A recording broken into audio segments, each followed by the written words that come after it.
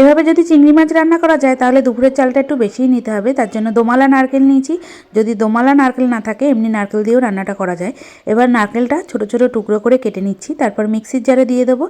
মিক্সির জারে দিয়ে দিলাম স্বাদ অনুযায়ী কাঁচা লঙ্কা, 2 চামচ কালো সর্ষে, 2 চামচ সাদা সর্ষে আর অল্প জল দিয়ে একদম মিহি করে বেটে নেব। এবার ছোট চিংড়ি নিয়েছি, ছোট চিংড়িটা খুব ভালোভাবে পরিষ্কার করে ধুয়ে নিয়েছি।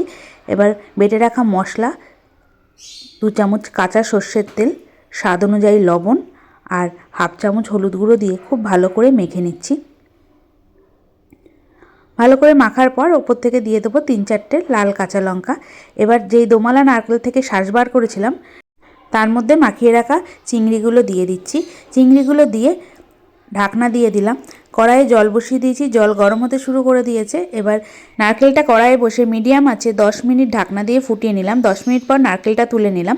এবার দেখিয়ে দিচ্ছি কত সুন্দর কিন্তু চিংড়ি মাছটা গলে গেছে। যেহেতু নারকেল দেওয়া তাই চিংড়ি মাছ খুবই নরম হয়ে গেছে। তাহলে তৈরি হয়ে গেল দোমালা চিংড়ি ভাপা। আশা করছি রেসিপিটা ভালো লাগলো।